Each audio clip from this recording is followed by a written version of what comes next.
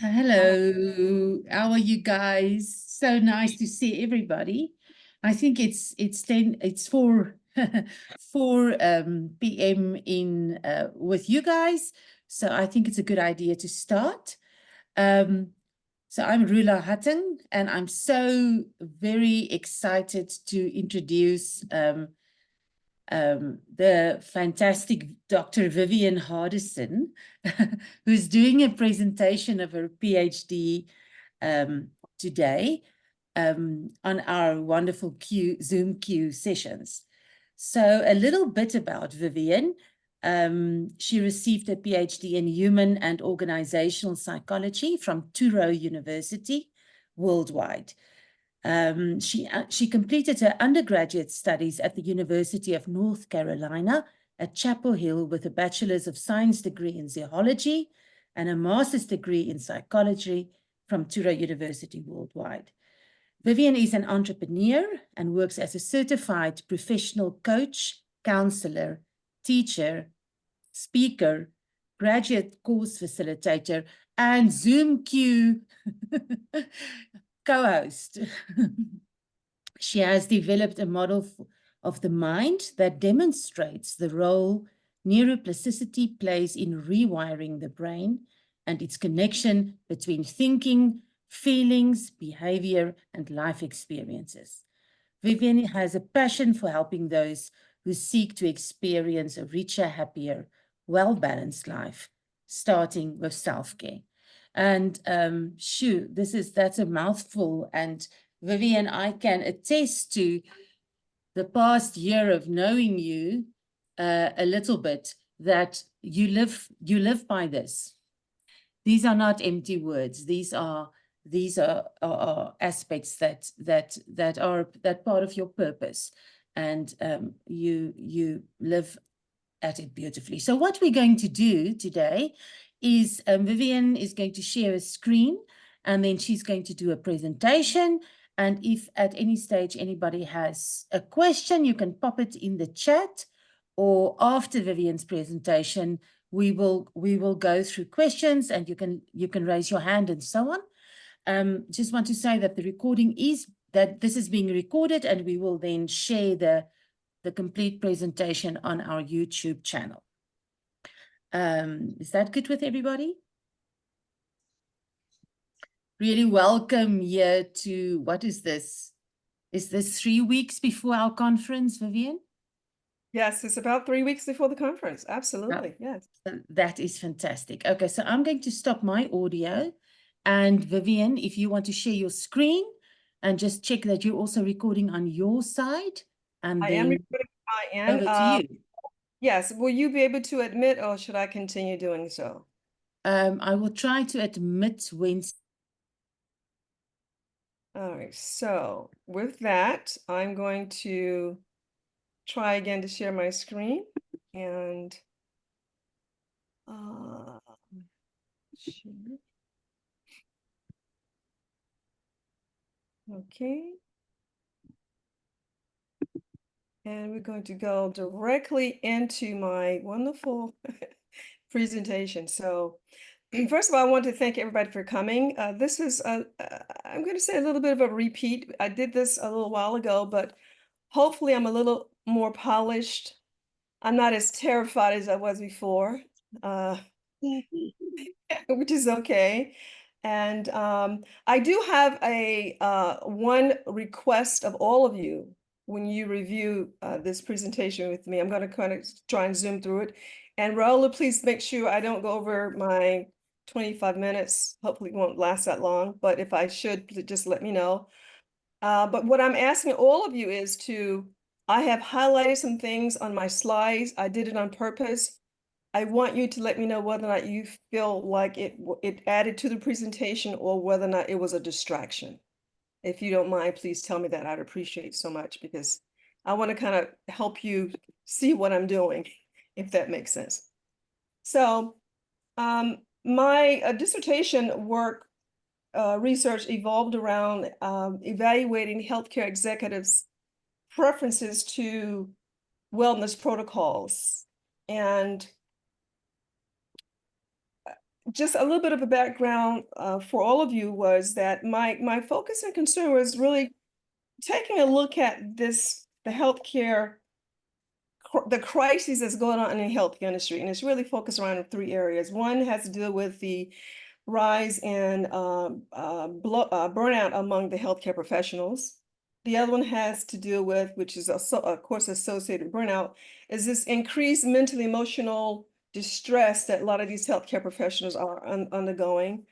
And the last has to do with the inadequate allocation of resources relative to how it impacts their decision making. And why was that important to me? Well, my background is also in pharmaceutical research and drug development. My husband is a physician, and my daughter is a nurse practitioner, soon to be an anesthesiologist. So I'm surrounded by all these medical people who have been burned out. So it impacts me as well. So I was concerned about what can I do in terms of my research to maybe come up with some ideas that may hopefully help them. Well, the whole aspect of well-being, which is really what the crust of my research dealt with, has to do with self-care, because you cannot achieve well-being without paying some attention to self-care. So what you're looking at right now is really some key areas that my focus is on, was on. But I do want you to understand there's no universal definition of self-care. No one has come up with some world definition of self-care that fits everybody, because as you all have heard me say before, one shoe does not fit all. But what Rupert and Doracek, Rinpinning and Taylor, and also the organization came up with the idea of self-care, they were describing self-care to refer to doing things that cover more than just the absence of any disease, and entail or involve the person's mental, emotional, and physical well-being. So the good news is that well-being is achievable through what I call deliberate attention to self-care. And as I just said, self-care entails the whole person and not just a single part of a person, as some of you may have heard. Suffice to say, my research, again, and interest and theoretical foundation actually covers 8 areas of self-care that impact the whole person inside and outside of an organization. So it's not just something you do on the job, it's something you do when you leave the job, because everywhere you go, there you are. I'm not going to go through the terminology here, but the only piece I want to point out to you is this thing that's called Q-sort value, which I call QSV, that is all through my dissertation. Now, mind you, this is not standard or traditional Q methodology terminology. This is a Vivianism. This is something I came up with to help me keep in mind with what I was doing. So I wanted to share it with you because it is in my dissertation. I have to get permission from Dr. Brown and maybe Sue and perhaps Diane to see if that's acceptable in their eyes of using that terminology when I speak to people. They may tell me no, because Dr. Rimolo and Dr. Brown have also done a wonderful job standardizing the language or the terminology for Q methodology, which I do appreciate. So let's just pop into it real quick. Again, my research interest deals with exploring and describing healthcare executives' views of what the elements of a wellness protocol should be. Now, I'm specifically targeting the healthcare executives because these men and women have been noticeably absent from any research relative to investigating aspects of burnout. We look at nurses, we look at doctors, we look at directors, but we don't look at the key decision makers in a healthcare organization.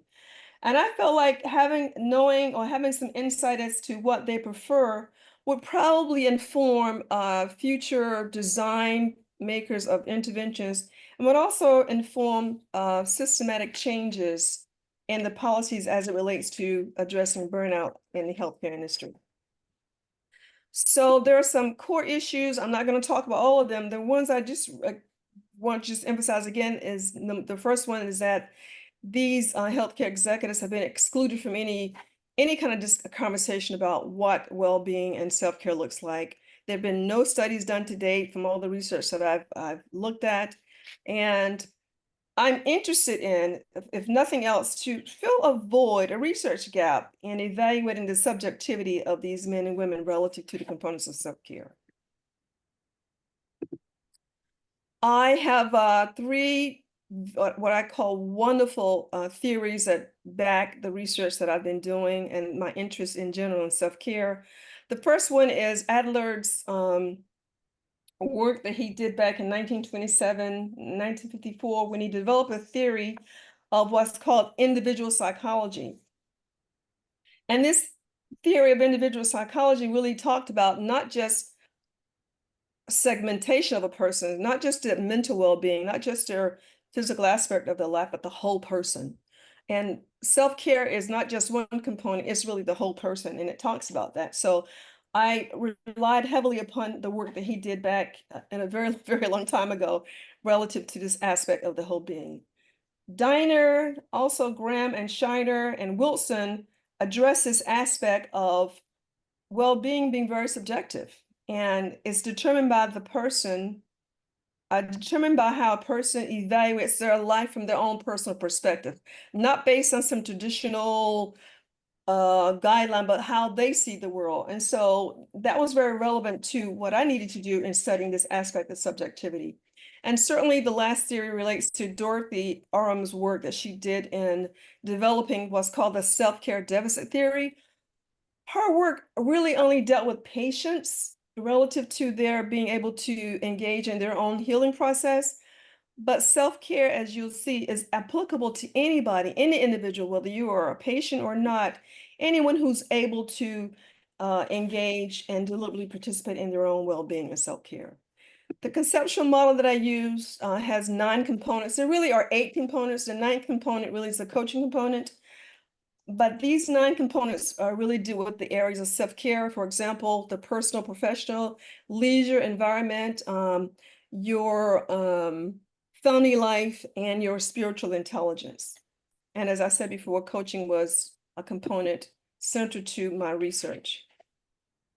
This other conceptual framework really just talks about, again, the 9 areas of self-care, and really to emphasize that I wanted to take a look at and uncover what healthcare executives believe about self-care.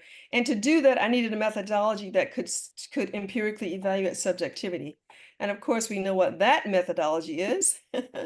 That's methodology. I had 4 research questions I was taking a look at. The first question, of course, dealt with finding out what the healthcare executive's concept was. The second research question had to deal with identifying what their preferences, what the component areas of self-care they wanted to work on. The third research question, really, I wanted to take a look at and comparing the different roles healthcare professionals had and whether or not that had an impact on their preferences. And fourth research question, of course, since I am a professional coach, I wanted to find out how likely the healthcare executives were willing to use a professional coach while they're participating in an intervention. A lot of the work I've done in coaching in the past through the International Coaching Federation, their training programs, their professional development, a lot of the work that they use and material is not what I call evidence-based. So that raised some questions for me relative to what I thought would be useful in trying to really help people find solutions to their lifestyle and life challenges. And I also observed during the coaching process that a lot of the work that we were doing as coaches was anecdotal. There was no real science behind it. Sometimes it worked, sometimes it didn't. So I really wanted to investigate what I could, suggest to a client that has some evidence, some data behind it, so that it added to the credibility of the work that I was doing as a coach. Study significance, there are different levels of study significance. I'm not going to go through all of them, but the one I really wanted to, I'm not sure. Can you see the 4th? Is this screening your way? I can't tell. No, it's not in your, we can see clearly. Study Good. significance level 3.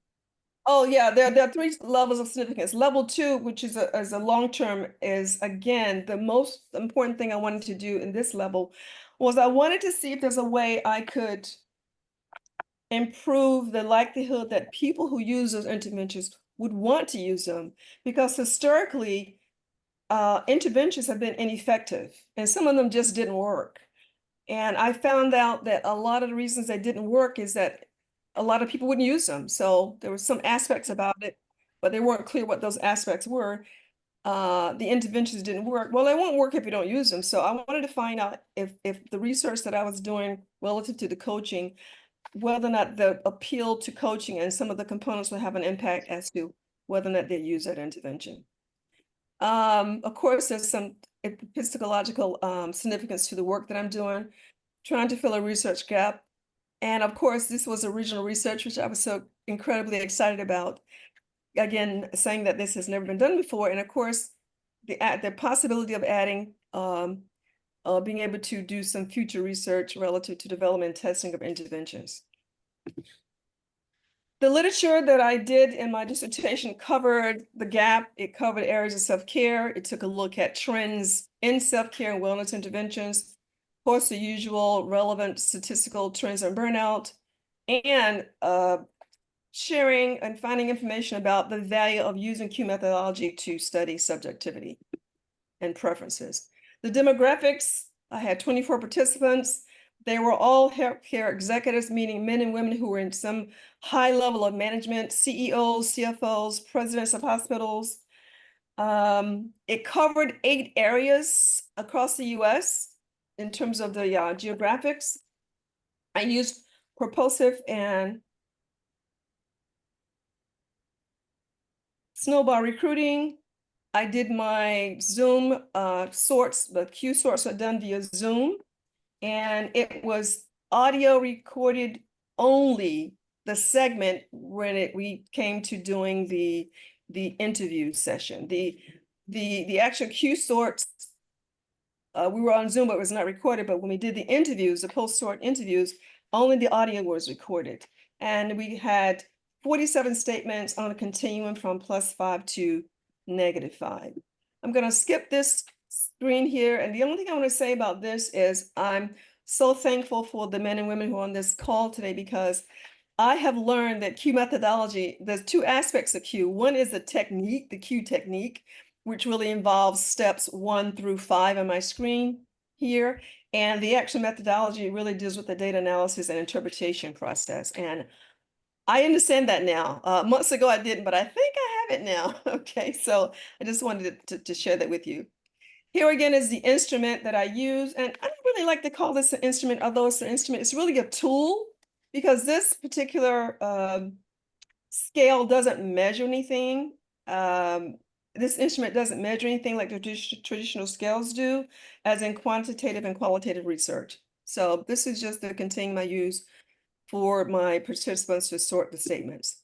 This screen is only to share with you what the condition of instructions was, and to say that my condition instructions dealt with them deciding how the statements that I use in the study apply to them.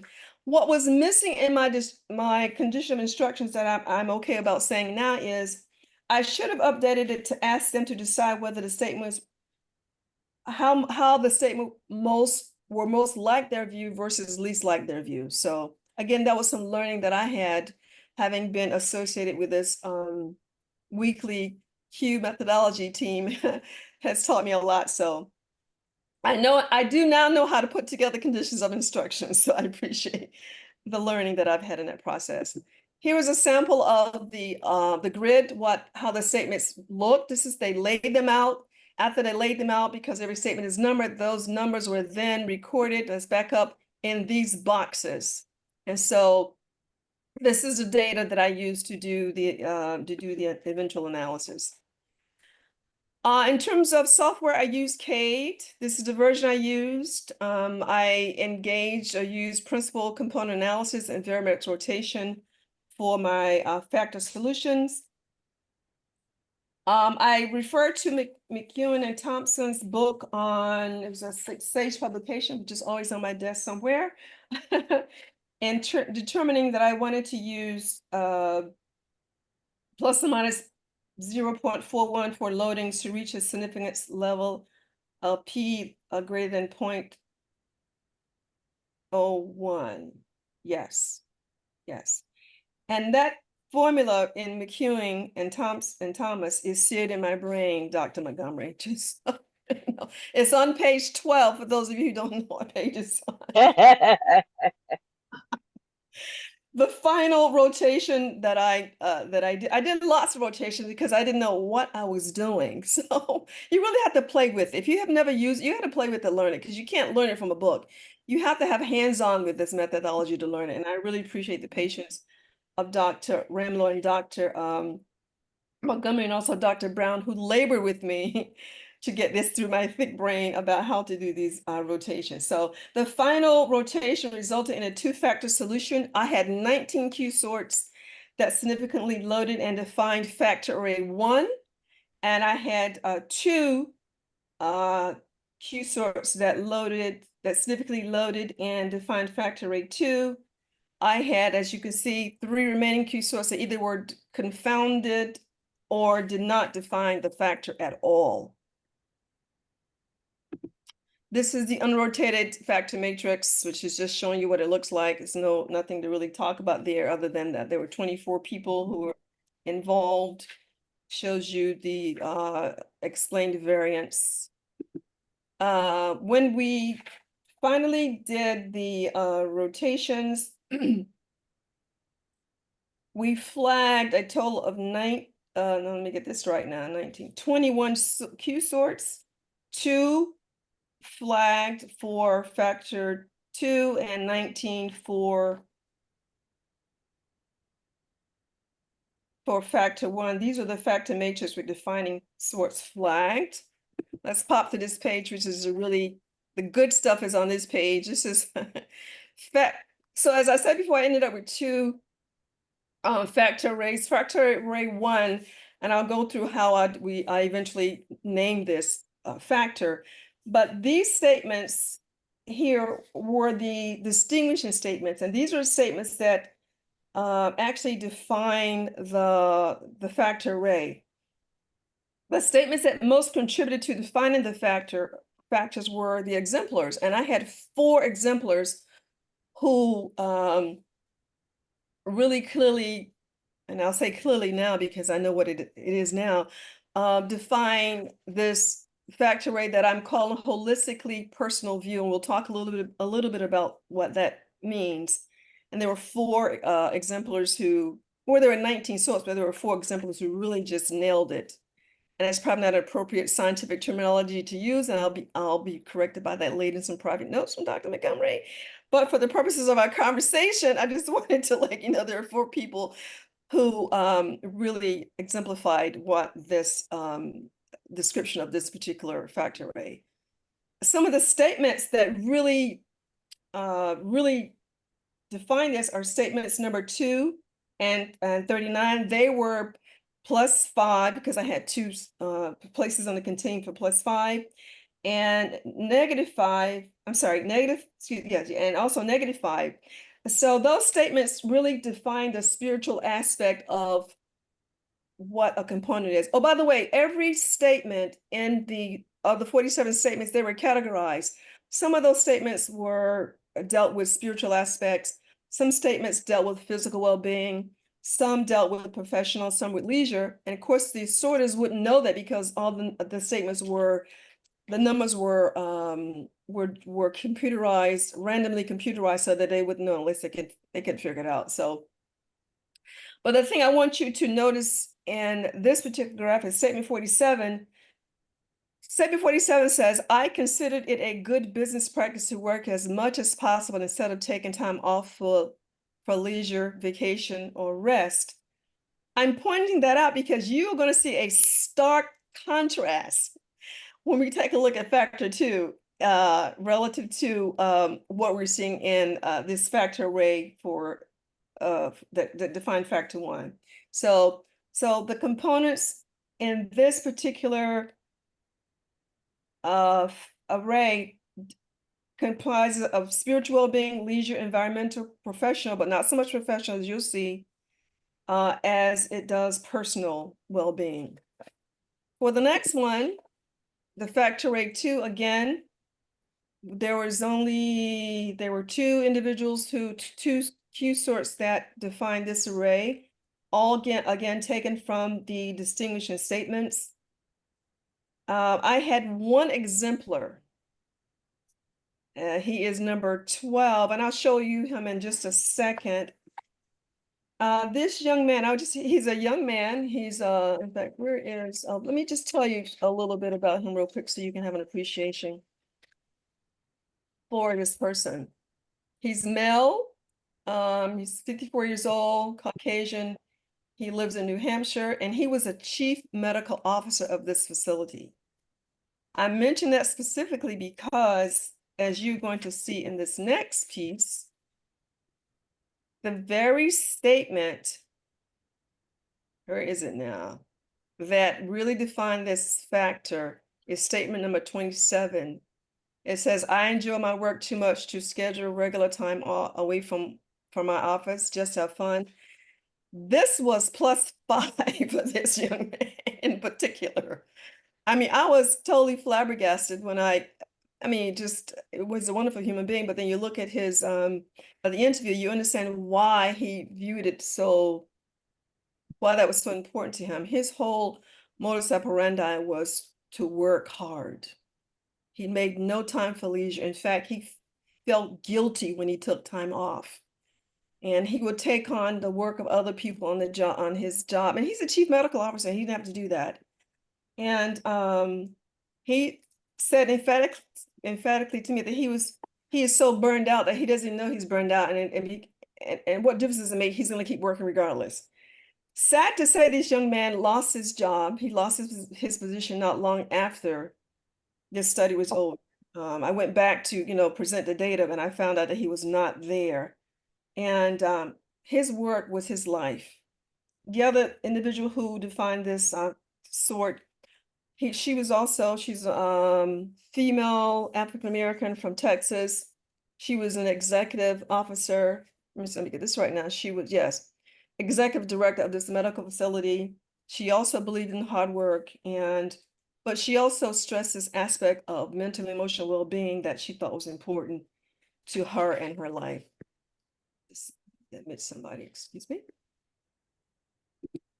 As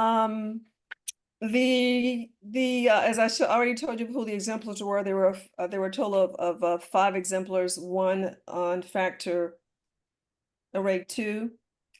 Just scroll through this real quick because I want to make sure I get to what we ended up with, ladies and gentlemen. Just so you know, there were, for the holistically personal concept of self-care, which is what defined factor array 1, what mattered most of these individuals were the areas of spiritual, leisure, environmental, emotional, and professional. For the individuals who comprise of factor array 2, their concept was called compartmentally professional concept. Now, I say compartmentally because, let me just turn to this page real quick. If you noticed, let me just go to it really quickly in 2 seconds. If you notice statement 12 that we really sort of talked about, this person, excuse me, I had to intimate somebody else. As I said before, they would eat, sleep, and I don't use the other word, their work. The work was so important to them. I mean, this is his actual phrase, which I will not say that word. He believed in hard work. He said, I'm good at compartmentalizing. And that's what stood out so much for me with him, was this aspect of compartmentalizing his life relative to his work. The other individual, what stood out so much was this aspect of emotional well-being. And this person felt that an emotional being, and that is connected to having the emotional well-being was connected to or separate from their life in general. And I'm not sure how that would work out, but that was their perspective relative to what they thought, self-care should look like. As I said before, this individual lost his job. He was so burnt out, bless his heart. Beautiful soul, not there anymore. The research questions were all answered. I don't want to go through all of them, but I do want to point out what was a little surprising to me. My research question number 4, which dealt with coaching, professional coaching, because if you look at all the coaching literature, and thank you, Dr. Brown, for sending me a lot of information on coaching, some really great articles on coaching.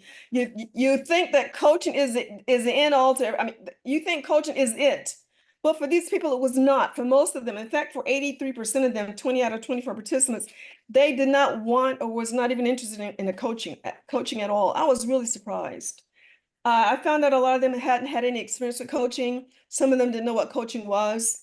So as a result of, this question before saying that they would not prefer coaching, I later went back and looked at some ways that maybe I can address that in future studies and research, maybe expose them to educate them a little bit about coaching, and also find out how we can specifically target their needs relative to coaching, the aspect of coaching. Some quick study limitations. The one I wanted to talk quickly about is this family component. When I did my piloting of my statements, we had 5 statements about family. Only one survived the pilot thing, which is interesting.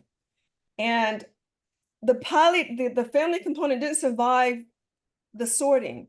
Although when we did the interviews, we found that the family was important to these people.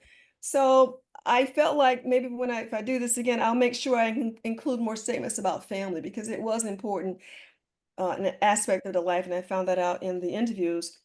The thing about the number factor arrays, well, back then I didn't know what I was talking about, but today I know that one sort can define a factor, Dr. Brown. And I learned that from McEwen et al. In 2019, his work, also Watson Center's work in 2012. I learned from Dr. Brown relative to this aspect of reliability of a factor. He said 2 or more sorts were necessary for determining the reliability of a factor, and I appreciated that. But for my research at the time, I just decided I was just going to require at least only one. No, I was going to require 2 Q sorts to define or have a significant association with only one factor. So I could have used one, but I decided just for my research to add some, whatever, not credibility or strength, because I didn't know what I was doing. To make my dissertation committee happy, I wanted to make sure I had at least 2 individuals who would define a factor. Implications for practice and future research, just if you scoot down to number 4, this element of coaching. I believe that I'm going to have that reevaluated and probably target audience education and make sure that the programs are tailored to fit the individual's needs. Because I found out through coaching that one shoe does not fit all. You really do have to tailor your coaching and any work that you do to the individual's interests and needs. Otherwise, the coaching will not work. If you look at the topography of areas of self-care, the big deal about that is that it can serve in informing policymakers and decision makers in promoting what we call system-wide self-care protocols. Because what I've found out through the industry is that not everybody participates in these protocols, especially the executives and the decision makers. And they're the men and women who are making the decisions, sometimes not necessarily in the best interest of the entire team, but it is what it is. So I think it's important that we engage these men and women and also ask them questions and listen to what they really want for their own well-being. And don't be afraid to incorporate their interest in these well-being protocols. Otherwise, it's not likely to work, or at least it won't be as effective. So in conclusion, I just felt that it's important to understand how healthcare executives decide what constitutes self-care for them and how it impacts their choices, not just inside the work, but also outside the work.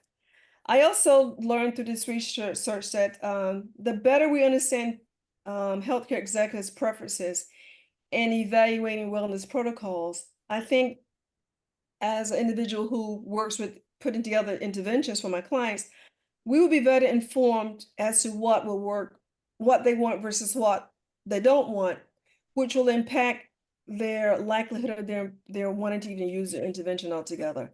And I think if we do that, then in my professional opinion, we would contribute to improving the mental health of healthcare. So that's my presentation. I'm going to stop sharing my screen. And any questions? But before you answer any questions, I want you to answer my question first, please. And that is, did the highlights distract you, add to, or what do you think? Are they okay? What do you think? Let's see if there are some hands regarding the highlights. The purpose again Can I first just say, can I just say, well done, Vivian. Let's Thank give you. Vivian a hand of applause. I know there's some emojis, whatever. Well done. That was great. Very interesting and and it flowed really well. I'm sure there are quite a few questions, but Vivian asked us, I think because she's doing quite a few presentations, whether the highlights in the slides bother or not. What do you guys think?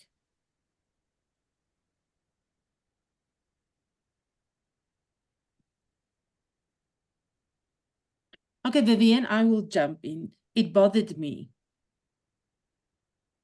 because it feels as if you're forcing me to read out that word.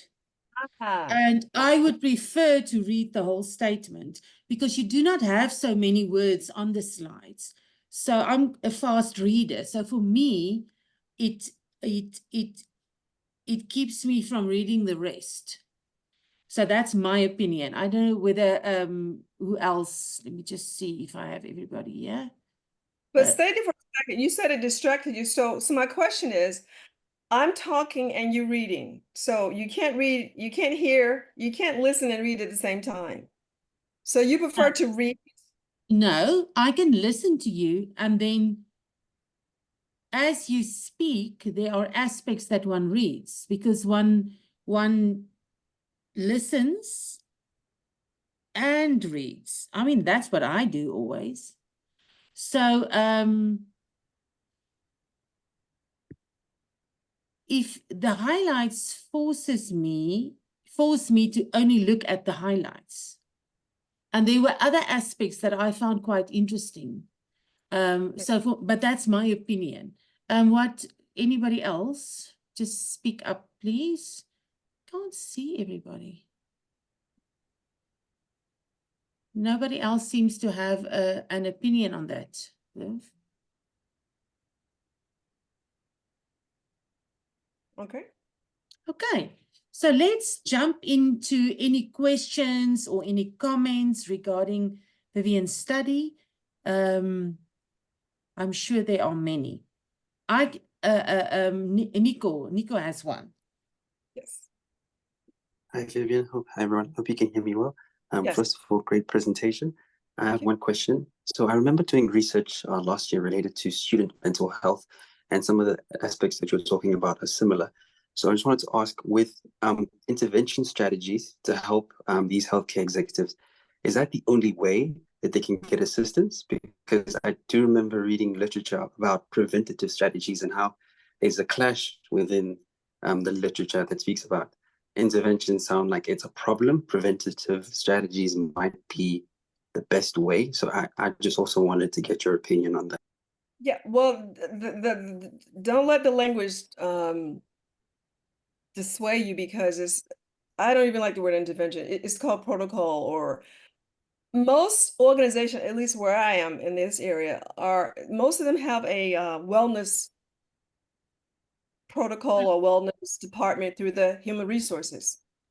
I'm not sure if it's a state mandate or a federal mandate. It's just good business to make sure that you have some place where your men and women can find support, whether it's emotional support or financial support or whatever.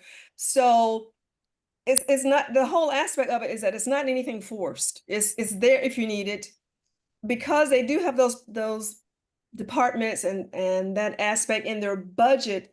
They're always looking for ways to maximize their dollars. And so it's not enough just to have a gym on premise, because you can have a gym and nobody uses it and people are still going cuckoo, what I call cuckoo bananas. So I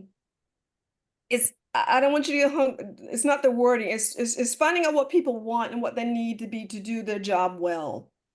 And sometimes it's more than just a pay raise. It can just be better working hours or better working conditions or being in a different department. So the whole point of my research is to ask people, what's going to make your life better, Vivian? Because what may be true for me today to make my life better in a job may be different next year. So it's an ongoing process. It's not no one solution or one approach to how you address people's well-being inside and outside a job. And when I make the statement that everywhere you go, there you are, what goes on behind closed doors in your private life, don't think that it doesn't somehow translate even subconsciously you're interacting with people on the job, because it will show up. Somehow, whatever's going on in your life will show up.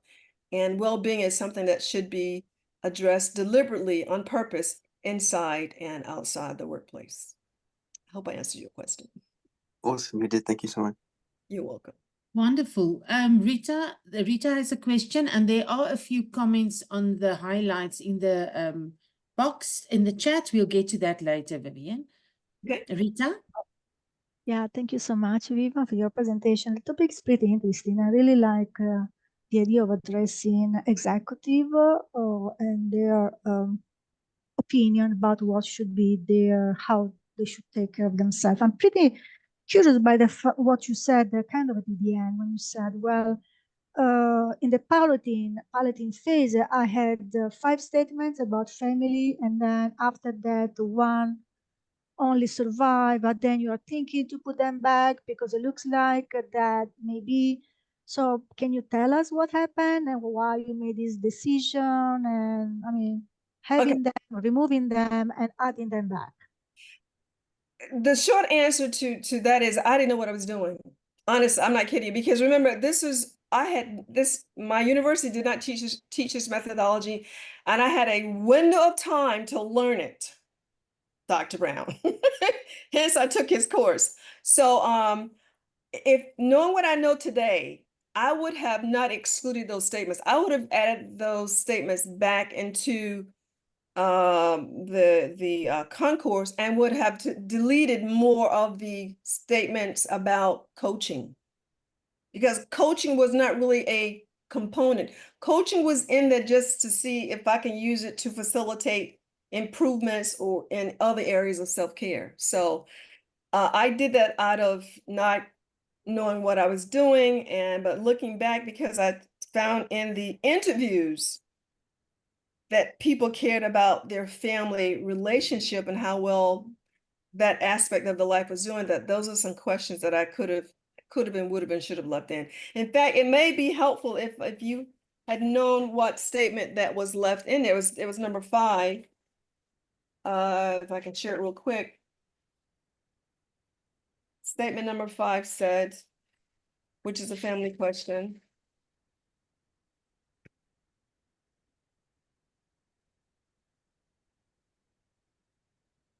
Well, I'll find it. I'll go back to it. Let's answer. Yeah, can I ask you also quickly, what were the source of your concourse? So where did you pick, for example, those questions on family, or what kind of model or theoretical model made you think to use those statements that unfortunately were removed? Yeah. Yes. Every component in my model has tons of literature about what people care about. So it was the literature research. It was interviewing people. I did lots of interviews. It's because I am a coach and I deal with people's personal lives. You know, there's people make statements about family all the time. So you listen to that stuff, you don't forget about it because it sticks in your brain. So I had lots of statements, opinion statements about family in the original bigger concourse, but somehow they got washed out during the piloting. Speaking of piloting, I did have 2 Q researchers on board reviewing the statements. I had 2 psychologists. Both were all in the executive field. I had a nurse, and I had just a layperson, just to take a look at it and just to see if it made sense to them, whether the statement was ambiguous. I wasn't looking for any truth to what was being stated. I just looked to make sure that there was not too much ambiguity, and also to see how long it would take them to go through the statements if they were sorting. So that's what I think. Just before we go to you, Charles, I just want to, with other words, Vivian, you didn't use Fisher's block design when you went from your concourse to your P set, Q set. I did not, to answer that intelligently. Again, as I said, when I did this is for my dissertation. I used, okay, so the short answer is maybe I did, maybe I didn't. I didn't know if I wasn't. I was thinking about the continuum. I wanted a +5, -5. I wanted to fit in a certain quasi-normal grid. So I had no concept of that per se, but what I was thinking about is, because there are different areas of self-care that deals with the whole person, mental, emotionally, physically, social, environmental, spiritual intelligence, emotional intelligence. I was trying to find statements that fitted those categories in a greater world. So I ended up I had over 250 big, broader statements. Of course, you can't use that many, so you had to pick and choose a representative sample from the bigger concourse that would represent what people's perspective or opinion was about those areas of self-care. Okay, and you organize that according to these fields, like Yeah, you categories. just yes.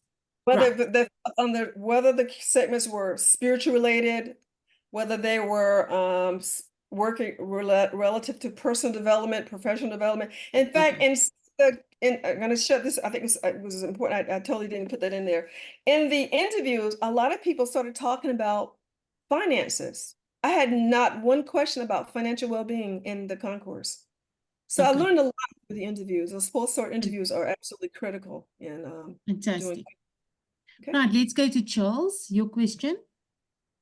Hi, yeah, excellent presentation. Thank you so much. I was just curious because I come from a healthcare family too. My mom is a nurse. I was just curious if you think that these kind of findings as they relate to burnout at the higher levels of kind of the healthcare industry have, I guess, trickle-down implications for other levels of healthcare workers and stuff like that, or if it's more self-contained kind of amongst the higher levels. My goodness, that's a great question. Here's what I found out in my research, because I took a look at the different roles. First of all, it didn't matter whether you were a CEO or CFO or nurse manager. They all had the same issues, number one. Number two, because of the literature talking about burnout among healthcare professionals, we're talking about nurses, we're talking about frontline workers, we're talking about the men and women who just change bed sheets for that matter. They all have the same challenges in terms of well-being or lack of well-being and burnout. They all have the same stuff. So it didn't matter if it didn't matter if you were from jail or Yale. People were hurting, okay?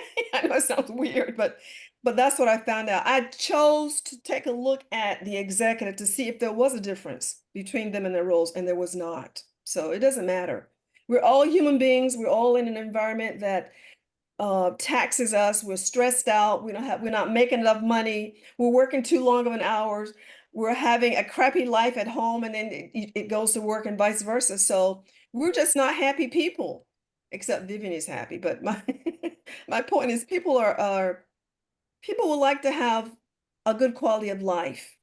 And if you're going to spend that much time at work every day, 5 days a week, it should be something that first of all, work that you enjoy, and number two, an environment that you enjoy working in, and to whatever is in your control relative to your own well-being, you should do what you can to take care of that, and not wait for the employer to put a program together or to build a gym for you to have well-being. I think self-care is an individual personal responsibility, and you must do whatever you need to do to make sure your life feels good for you. Thank you so much. Vivian, I'm just going to read. There are some response on the chat regarding the highlights. They are okay and useful for me to catch the keywords, but the boxed texts in the first two slides are a bit visually overwhelming to me. And then that's, I think, quite helpful, and that the presentation was quite helpful and well done on the presentation. So those are the comments in the chat. Are there some more questions or suggestions for Vivian?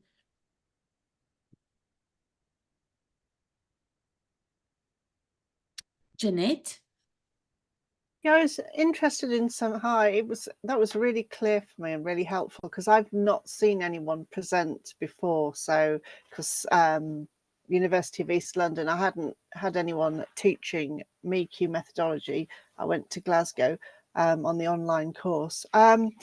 You just said something that was quite interesting, and I wondered if that came up in your study about people who have a job that they love and then the workplace environment. What did you find out about that? Because that just struck me.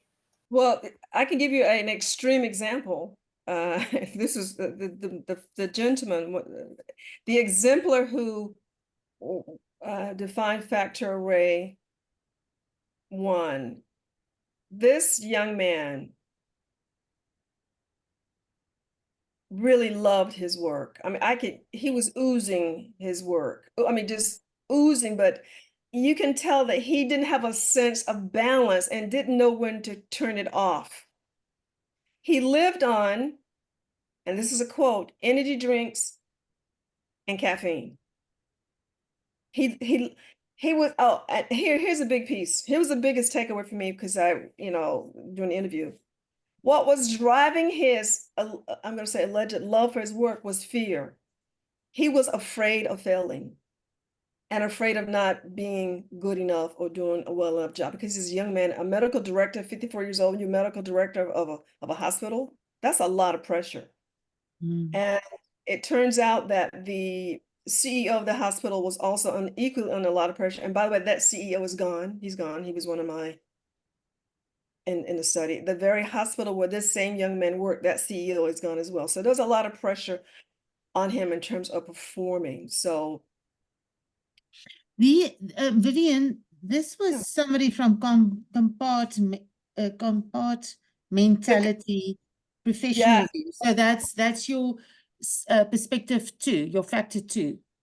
That was my factor too, yes. Yeah. And so, yeah. So it's okay to love what you do, but here's a better response. It's okay to love what you do, but it's better to do what you love. Because when you do what you love, you lose track of time, and the stress just isn't there, because what looks like work to people is a joy for you, because that's how my life is now. I used to, and I love research. I love pharmaceutical research and drug development. I was good at it, but that was not my love. My love is what I do now. And so it's a different kind of energy, a different kind of showing up and being fully present for the work that's at hand. So it's a big. Sinead, does that answer your question, or do you have a follow-up? It does. It does. But what I wanted to say was I was really amazed just now, like the depth of the information that you had and how you got to the motivation for, and that's just confirmed what I think about Q studies, that you can find some real unexpected richness through the follow-ups. Yeah, that was really fascinating. Thank you. I don't believe I would have gotten that kind of information or data from a survey, honest to goodness. You just can't get that. And you got to talk to people if you can. Yes. Fabulous. And then we have a question. I'm not sure if I pronounce your name correctly. Erting?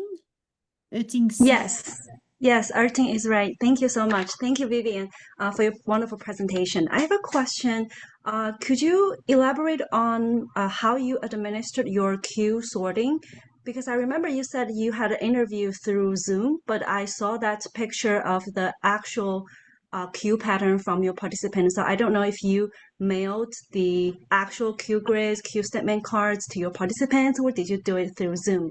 Could you just elaborate on that? Thank you. Did all the above. All the participants were emailed the statements and the grid and conditional instructions. Everybody got that in a consent form. So I had to get back the consent form first, obviously, before I would send them via email the material they needed for sorting. They actually completed the physical sorting on Zoom with me being present. Oh, okay. So I got to my IRB to do it that way. Okay. So is there a risk associated with that?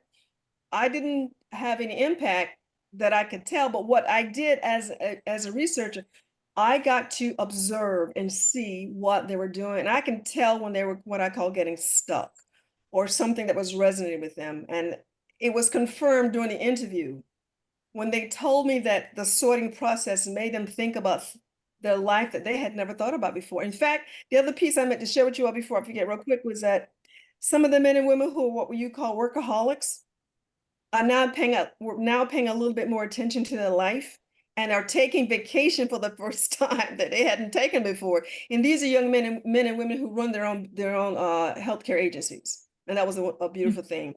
The other piece was the only thing that, and by the way, the Zoom was not recorded. It was just, there was no recording. It was just us together.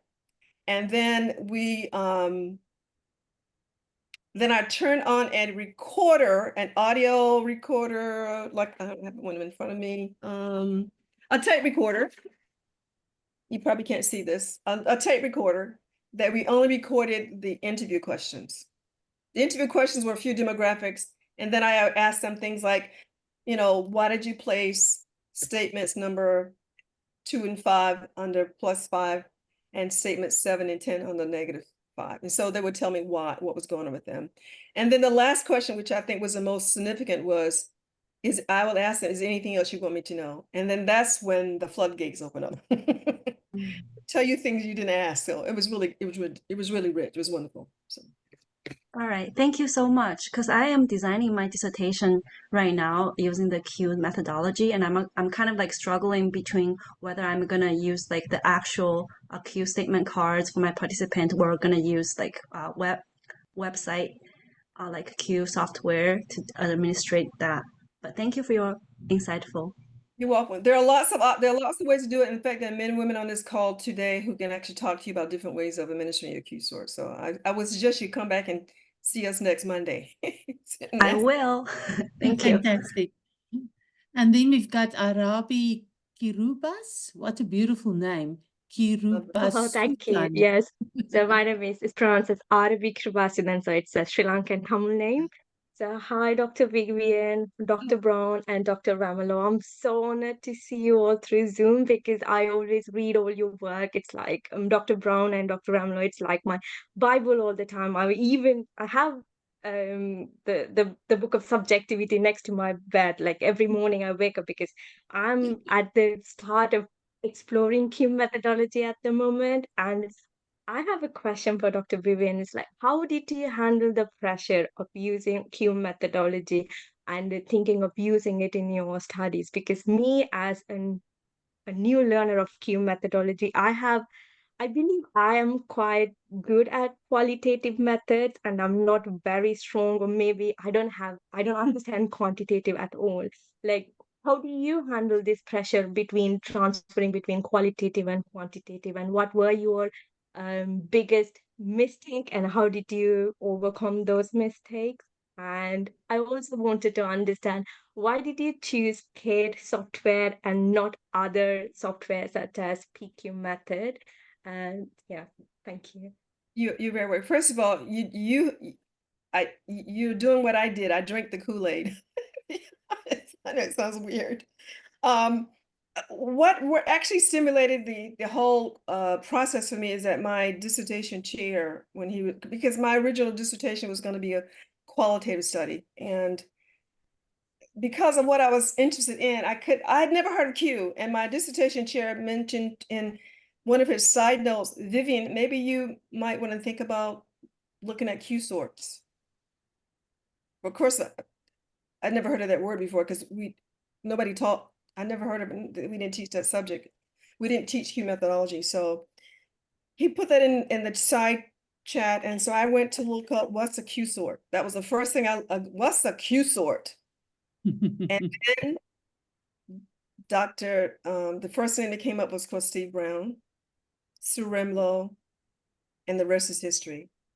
I could not put the material down because it was talking about something I always wanted to do. I feel like there's got to be a way to understand how the thinking that underpin behavior. You can't change behavior if you don't address a person's perspective, but how can you really evaluate that? How can you quantify that? That was what was in my head, not knowing that I was talking about subjectivity. I didn't know the language. I didn't hear about anything. So the more I read, and then I finally met these amazing men and women at a conference in Orlando, Florida, which I will never forget. That was it for me. That was the straw that broke the camel's back, as we say back home. That was the beginning. So what challenges that I overcome for me? The biggest challenge for me was fear. I still felt the fear, but I did it anyways. I made lots of mistakes. I think Dr. Brown or even Diane, they can tell you, I'd ask dumb questions because I wanted to know. And you're going to have to make mistakes, and you can't be afraid to ask questions. And that was the biggest thing for me. But what kept me in the game and keeps me in the game is the methodology and what it has done for me relative to my understanding the science behind thinking and my model of the mind that I'm working on that maybe we'll talk about some other time. But yeah, that's what drove me. So I again invite you to come back on Monday and explore in terms of the methodology, the software that was recommended to me by Dr. Ramelow, Cade. She worked with me closely on that, so did Dr. Montgomery. So PQ method is out there, but I'm not familiar with it. So I use what they told me to do. I did what I was told. So there.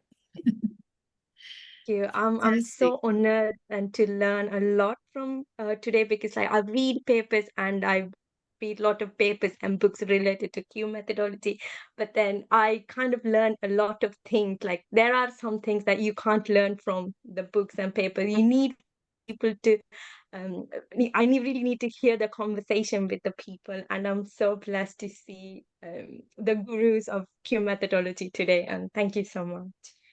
Come back Monday. Thank you, Aravi. We also, there's quite a few recordings on the YouTube channel. And it's really, I think, I know Vivian will agree with me that doing our studies, I mean, it wouldn't have been possible without this Zoom Q support. Especially in a country or in a place where there's no teaching about Q methodology. So it really, a lot of the fear was taken away because of the conversations we could have on this forum. So it has helped me tremendously. Vivian, that was amazing. We are now just over our time. So I just want to thank you again and thank everybody for coming in and listening. We will see you. There are hands from everybody and hearts and so on. So I thank you, and we will see one another again next week, Monday, and then thereafter at the conference. I'll hang up if you have any questions. I'll be here for a little bit, so you're welcome to ask. Thank you very much, everybody. Have a good week. Bye-bye. Thanks. Shall I stop recording, Dr. Brown, or are you going to talk to me? No, I just said thanks. Good job. Good job. We'll see you in Ohio, sir. Yes, soon. Soon. Thank you. Yeah. Thank you very much, Dr. Brown. Thank you. Vivian, that was so exciting. Was it difficult? More difficult than the first time, or was it easier? It was actually easier. Dr. Brown, please say it was easier. I know my material a little bit more than I did before.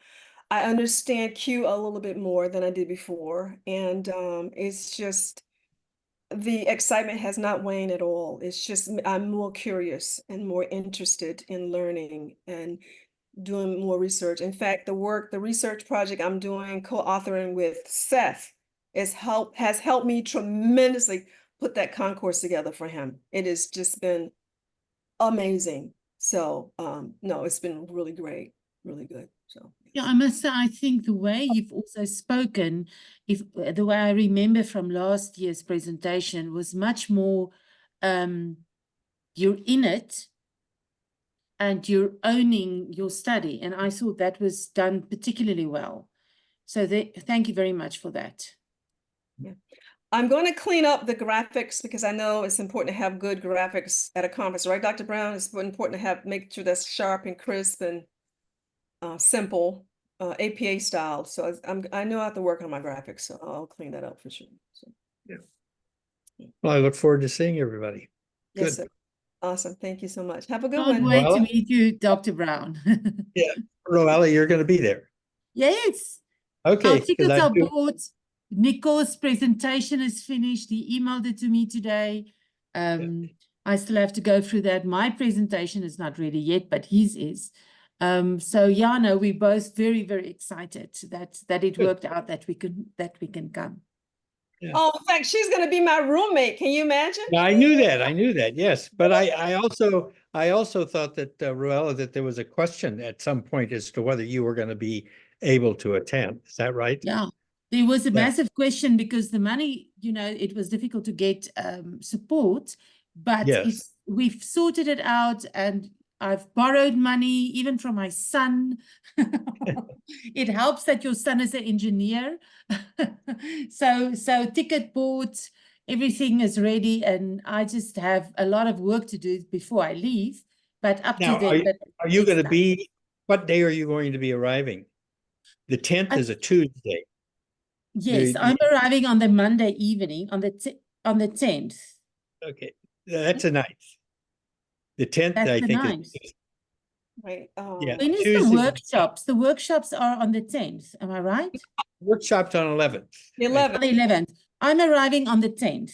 At the night, the it's the 10th? evening of the 10th. And then I'm joining both the workshops. That's one of the key reasons why I'm here. And do you know about what time you're arriving on the? And yeah, unfortunately, it's quite late. I think is it? it's 11 or 10, 9. I think it's 9 in the evening. On the At 10th. Not Akron, the other one. Cleveland? Yeah, Cleveland? Cleveland, yeah. Yeah. Mhm. So I'll still Because figure out how to get from the airport to the hotel, but I'm sure that Let what's his name? Let Jim and Sue know that you're coming, and they're making arrangements for pickup from the airports. yeah. No, I did fill out that that form. Google So what form. I'll do is I'll just close it to the time, maybe as soon as I'm in America, because I'm arriving on the 1st of September to visit my sister for a week. So then I can just give somebody a call. It's easier from there than here. Because on the 10th, which is a Tuesday, the workshops are on Wednesday, the 11th. Yes. Then the evening of the 10th, we assumed that some people were going to be there for the Yes. workshops, because I just posted something about an hour and a half ago that because on the 10th, that happens coincidentally to be the birthday of Charles Spearman, who invented factor analysis. Wow. And his great-grandson is going to be here. And That's so fantastic. his name is Simon Strong. He lives in Miami, but he's a Brit. And he was educated in Britain, and he learned a lot about his great-grandfather, whom he never met, but he got it from his grandmother, who was Charles Spearman's daughter. And so he knows all about, or quite a lot about family lore and a lot of the things that were going on. And he's going to be on one of our panels that's focusing on William Stevenson and Charles Spearman. There's a panel that's on that. And Simon Strong is going to be on that panel, but he's going to be there for the birthday party. So we suggest that everybody meet down at the bar, the pub, which is in the hotel, at about 6:30, but that may be before you arrive. Yeah, it might be before I arrive, but I think Nicole will already be there. But Yeah. I'll pop in as soon as I get there. Okay, awesome. Thank you so much. Yeah. All right. Thank you very Okay. much. Well, I've got to go.